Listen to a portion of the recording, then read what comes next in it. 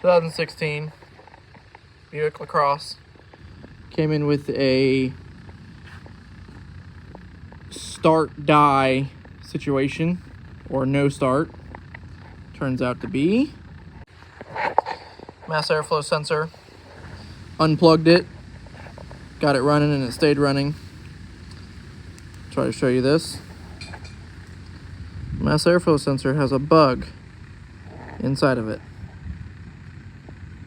right down in there, causing it not to start.